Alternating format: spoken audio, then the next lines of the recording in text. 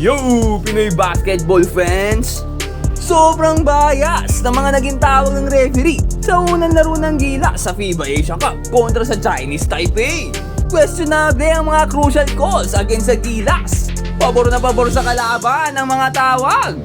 Hindi makapaniwala at nangrereklamo ang mga players natin. Pag-usapan natin yan, kaya wag na natin patagalin pa. Tara na, let's go!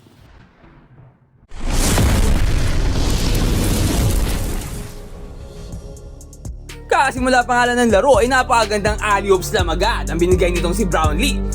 Pero napakaganda rin naman ng start itong si Chen ng Chinese Taipei. Hindi nga siya mapigilan ng Gilas at dire-diretso ang scoring. Hinahanap pa itong si Fajardo, tinaatake. Tinatarget ang depensa ni Dakraken at gumagana naman. At first quarter wala pang ibang nakakascore dito sa Gilas team natin bukod dito kay Brownlee. Pinubuhat na naman ang ating national team. Pinapatunayan kung bakit siya ang import. Samantalang tuloy naman ang pag-arangkada nitong Chinese Taipei. Nakikipagsagutan naman dyan si Brownlee ng kanyang mga mid-range jumper. Kaso lang sa tres bumibelta itong Taipei kaya nahihirapan ng Gilas. Tambak nga tayo dito 25-8. Nabitawan pa ni Brownlee bola dito. Buti na lang doon si Oftana para sa recovery. At pumukol pa ng outside 3 pagtapos niyan. At napakatindi talaga dito si JB bago matapos first quarter pumukol ng half court shot. Wala stick pumasok pa. Napakalayo. Sobrang solid mo talaga, Brownlee. Dahil dyan, bumaba ng 11 kalamangan dito ng Taipei pagtapos ng first quarter.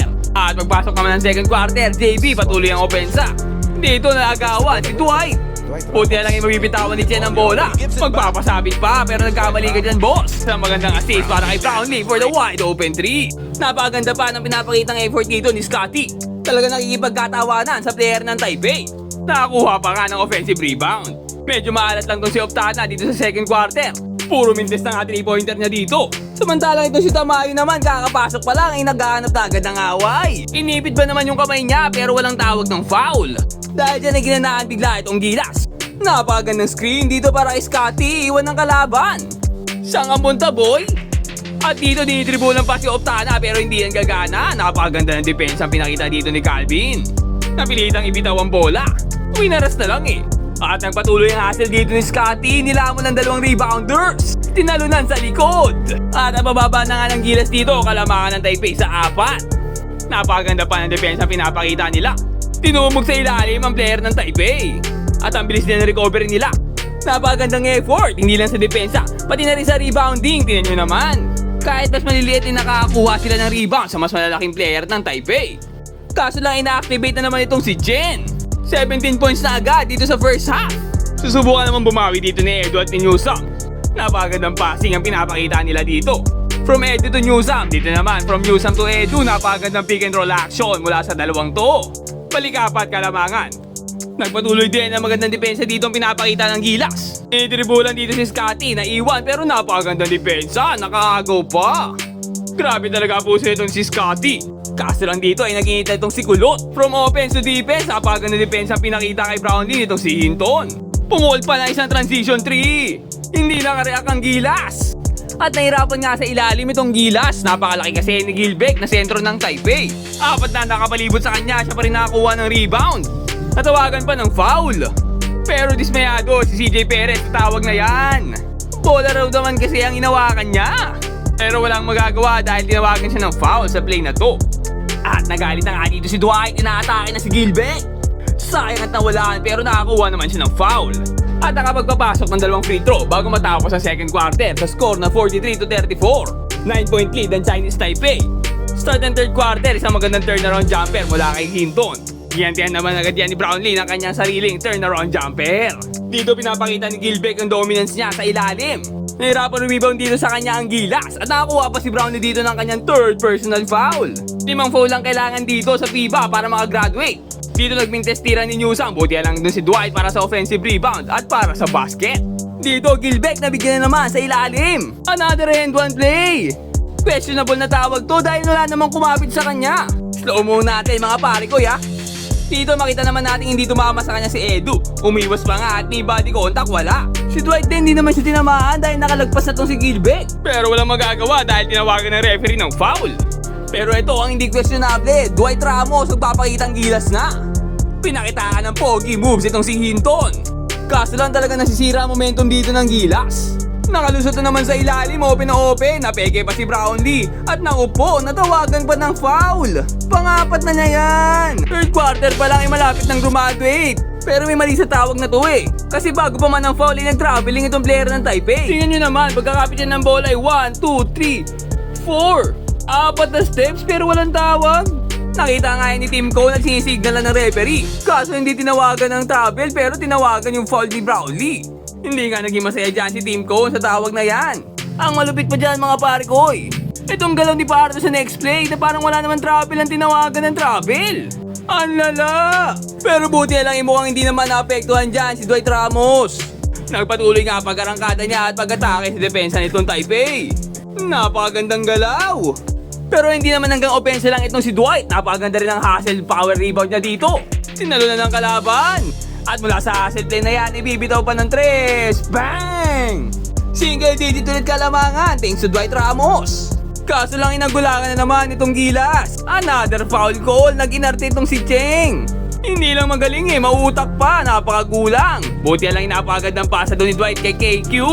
At napakagandang tapal pa mula kay Calvin Oftana. What a power block! Huli ka boy! Napabilib nga at tuwan-tuwa ang mga fans natin dyan sa arena ng Jeddah. Ito ang si Idol ay napamura pa. At dito nga boling susubok si Dwight.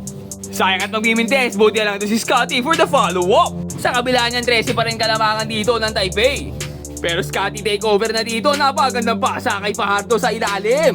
At KQ dito bago nga lang siya napasok sa second half. Hindi siya nagamit sa first half kaya nagpapakita ang Gilas na rin. Gustong patunayan na deserve niya ng mas mahabang playing time. Pagtapos makapagbasabit at makakuha ng foul, ay napakaganda depensa pa ipapakita niya. Talagang sabay kung sabay. At fast break opportunity dito sa Gilas. Nagmamadali ang mga kabayan natin. Napakagandang galaw ni Scotty doon. Pinakitaan ng signature Pinoy step. Tuwan-tuwa mga kababayan natin. Panis ka dyan, Idol. Talagang lumipad ang defenders na napakagandang Pinoy step ni Scotty. Pinakitaan ng Pinoy pride, pusong Pinoy with a patented Pinoy step. Pero sa kabila niya ni mahigit 10 pa rin kalamangan dito ng Taipei. Pero fourth quarter, ito at ma-activate si KQ. Napakagandang 3 to start the fourth quarter. Dito si Edo hindi nakatingin. Buti na lang ito si KQ para sa gipin. Sayang at hindi niya nakuha ang bola. Ang ganda rin ang pinapakita dito ni Edo sa fourth quarter. Ang ganda ng mga box out against dito kay Gilbeck. At JP fast break pa papunta kay KQ. What a play! Pero hindi pa tapos si KQ dahil takeover na. Ang gandang assist dito kay Edu. At nagpatuloy pa magandang depensa nitong si Edu. Nahuli ang alley-oop sana dito kay Gilbeck. At isang crucial mid-range jumper pa binitawan niya dito para pababain ng single digit lamang dito ng Taipei. Again, another good box out itong si Edu. At talagang KQ takeover na dito. Napagandang step back. Talagang iwan ng kalaban. Behind the back, step back sabay 3-pointer. Ang pogi ng galaw. At 6 na lang ulit kalamangan dito ng Taipei. Kaso lang last 4 minutes ay naku po. Napakagulang talaga to si Chen. Sumabit si Brownlee at naku-graduate na. Talagang ganito magiging reaction mo kung kailan naman kasi crucial. No choice tuloy ang Gilas kundi umabot kahit wala si Brownlee. Sinusubukan naman yan ni Dwight, napakagandang offensive rebound. At dito napakagandang depensa pa mula kay The Kraken. Tapal ka! Putata ka, ulot! Sinusubukan pa rin humabol ng Gilas dito. Bibigay nga kay Pardo bola. Kaso napakagulang talaga nitong si Chen. Nag-inarte na naman. Simpleng bump lang ni Pardo. Natawagan na naman ng foul.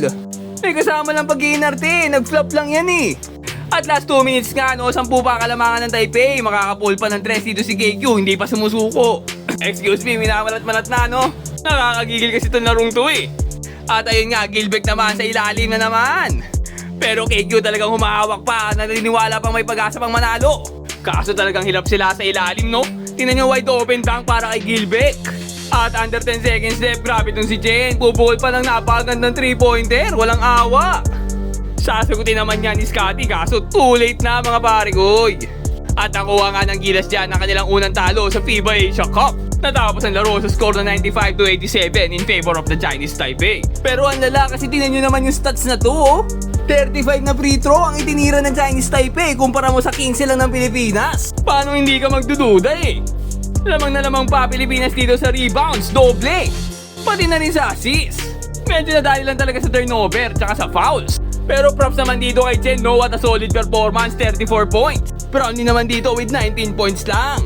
Sayang kasi graduate agad, 4 minutes left pa sa fourth quarter. Kung hindi sana nawala si JP ay may chance pa tayong manalo, no? Sayang. Pero wag kayong mag-alala.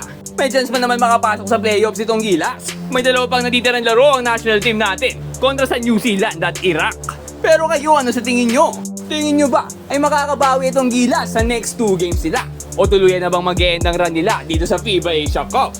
Comment down below. And mag-subscribe ka na rin sa ating channel para lagi kang updated sa mga latest FIBA happenings.